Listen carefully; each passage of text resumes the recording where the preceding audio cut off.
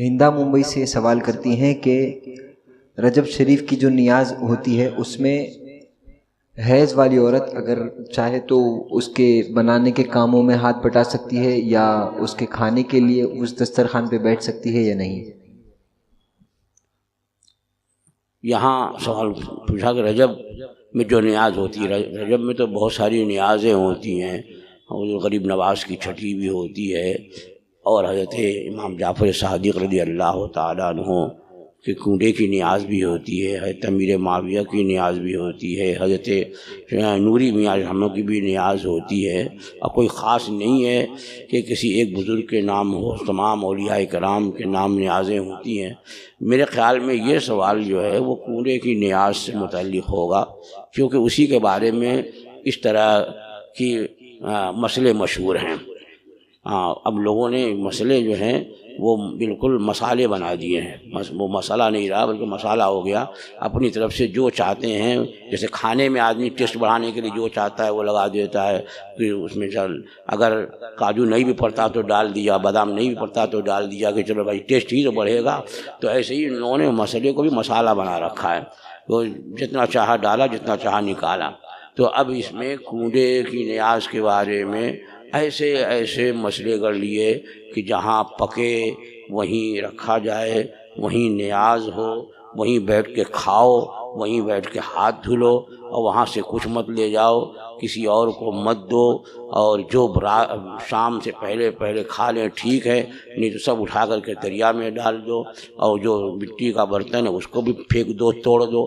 یہ سب خرافات، اور اس میں بعض باتیں تو ناجائز و حرام ہیں۔ اس لیے ایک تو نیاز اور جا کر کے پھینک دیا اسے، وہ غذا ہے، وہ اللہ تعالیٰ کا دیا ہوا رزق ہے، اس کا احترام کرو۔ تو اس لیے بہت سی غلط رسمیں بھی اس میں آ گئی ہیں۔ پھر یہ کہ اس میں حیض و نفاس والی عورتیں نہیں کھا سکتی، پکانے کی بات تو دور کی رہی، پکانے کے تو اس کے قریب بھی نہیں ان کو آنے دیتے ہیں۔ تو یہ سب باتیں ہیں، حالانکہ شرعاً اس طرح کی کوئی بات نہیں ہے۔ اس لیے کہ وہ اگر عورت ایسے حالت میں ہے کہ وہ نماز نہیں پڑھ سکتی ہے، حیض یا نفاس سے ہے، تو یہ تھوڑی ہے کہ وہ سراپا جو ہے وہ نجاست بن گئی ہے کہ اب وہ نیاز پکا دے تو وہ بھی ناپاک ہو جائے۔ جب کہ حدیث پاک سے ثابت ہے کہ حضرت عائشہ صدیقہ رضی اللہ تعالی عنہا فرماتی ہیں کہ رسول اکرم سید عالم صلی اللہ تعالی علیہ وسلم نے فرمایا کہ مسجد سے چٹائی اٹھاؤ۔ تو میں نے عرض کیا حضور میں نماز پڑھنے کے لائق نہیں ہوں، یعنی مسجد میں چٹائی ہے، اب چونکہ حجر عائشہ یہ ہے، یہ مسجد ہے، تو اب یہ دروازہ ہے جو مسجد ہی میں آنے کے لیے، تو اب یہاں سے ہاتھ بڑھا کے اٹھانا تھا۔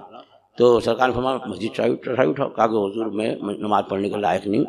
تو سرکار نے فرمایا کہ لیست حیضتک فی یدک، کہ تیرا حیض جو ہے تیرے ہاتھ میں نہیں ہے، یعنی مسجد میں داخل ہونا اس حالت میں عورتوں کو حرام ہے، ہاتھ بڑھا کر چٹائی لینا یہ منع نہیں۔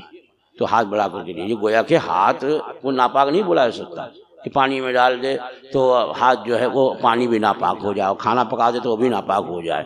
اگر ایسے ہی ہوگا تو پھر بعض عورتیں جو ہیں وہ 7 دن کے بجائے پورے 10 دن تک جو ہے بولیں گے کہ بھئی ہم تو ناپاک ہیں، تاکہ کھانا ہی نہ بنانا پڑے، کیونکہ کوئی بنوائے گا ہی نہیں کہ ناپاک ہو جائے گا، پھینکنا پڑے گا۔ تو یہ ناپاک تو ہے نہیں، آپ بھی جانتے ہو۔ پھر نیاز ہی کے لیے کیوں تخصیص؟ رسول اکرم سید عالم صلی اللہ تعالی علیہ وسلم کے جسم اطہر سے بڑھ کر کے زمین و آسمان میں کوئی مقدس چیز نہیں ہے، اور نہ اتنی پاکیزہ کوئی چیز اللہ نے بنائی ہے۔ اور خود حضرت عائشہ صدیقہ رضی اللہ تعالی عنہا فرماتی ہیں کہ جب رسول اکرم صلی اللہ تعالی علیہ وسلم اعتکاف میں ہوتے مسجد میں، تو اعتکاف کی حالت میں سرکار میرے حجرے کی طرف اپنا سر مبارک نکال دیتے، اور میں حضور کا سر مبارک دھوتی، حالانکہ میں حیض سے ہوتی تھی۔ سبحان اللہ، سبحان اللہ۔ تو اب کون سی ایسی نیاز ہے جو میرے آقا صلی اللہ تعالی وسلم کے سر اقدس و بال مبارک سے بڑھ کر کے ہوگی؟ دنیا، زمین و آسمان، عرش و کرسی، سب سے بڑھ کر میرے آقا صلی اللہ تعالی علیہ وسلم کی ذات اقدس جس میں اطہر تو ہی ہے۔ آپ کا ایک ایک بال مبارک بھی جو ہے وہ ایسا نہیں ہے کہ زمین و آسمان میں کوئی اس دولت کے برابر کوئی دولت ہو۔ تو بہرحال یہ سب بہت سے مسئلے گڑے گئے ہیں.